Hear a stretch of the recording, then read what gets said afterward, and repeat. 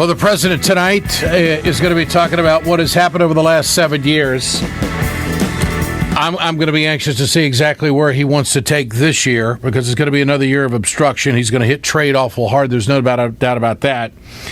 But if you want to get on automatic pilot for 3 minutes and ask someone how to run an American city, where were we 7 years ago, where are we today, I would turn to no one other than Virg Bernero, who is the mayor of Lansing, Michigan. Virg, good to have you back with us. Good morning, Ed. Great to hear from you. You bet, my friend. How you been?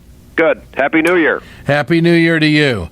Well, where were we 7 years ago? Where are we now? Where do we have to go? Your take. Boy, I shudder to think where we were, Ed, but you and I mean, we were in it together fighting for the American dream and for American manufacturing. And as tough as it is for a lot of people out there, and we know a lot of people are still hurting, unemployed and underemployed, but by God, it would have been so much worse if the auto industry had been allowed to collapse, as many people on the right wanted it to happen. But thank God, President Obama invested, believed in the American worker like we believe in the American worker. There's no more productive worker in the world than the American worker. He and she just need to be properly supported. Other countries support their workers. Other nations, other governments support their workers. They're not shy about it. In the United States, less so.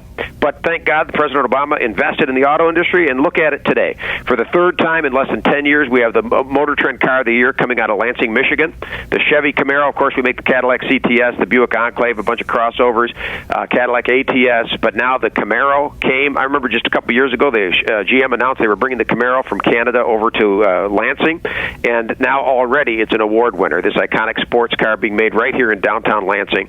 We have some of the greatest workers, I think the greatest workers in the world.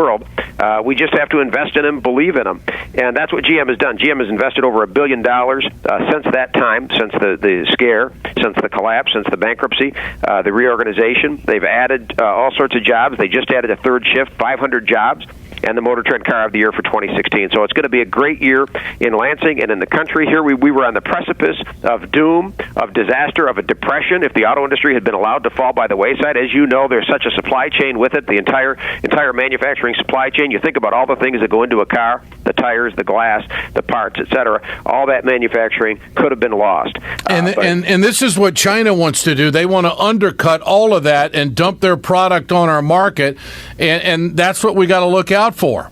Well, as they have, as they have with so many other industries. I mean, we're the only country in the world, I think, other than, I guess, Britain, that sort of gives the industry away. I mean, nobody gives stuff away like the USA. It's unbelievable. Other nations stand up and fight. I mean, so that's what we need to do. We need to not be shy about it. The only one pushing for things like the TPP, the Trans-Pacific Partnership, is the finance, so-called industry, Wall Street.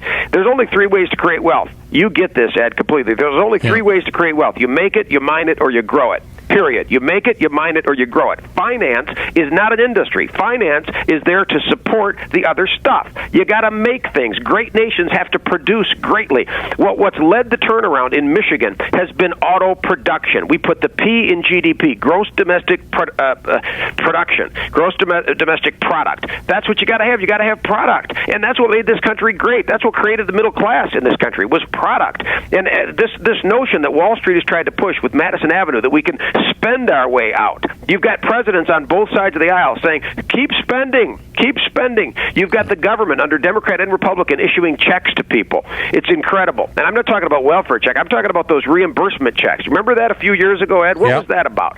I mean, how can the government give you checks when there's to every citizen, every taxpayer, when there's a deficit? It's incredible. We should have been investing that in industry like other countries do. Other countries support their workers. That's what we need to do. We have the greatest workers in the world. We need fair trade, not free trade. When you hear the word free trade, just remember, there's no such thing as a free lunch. Somebody pays for free trade, and it's the American worker. We've lost millions of jobs since China was led into the to the free trade in 2001. And again, that was under both Republican and Democratic presidents. That was under both Bush and Clinton. We've made mistakes, but let's learn from our mistakes.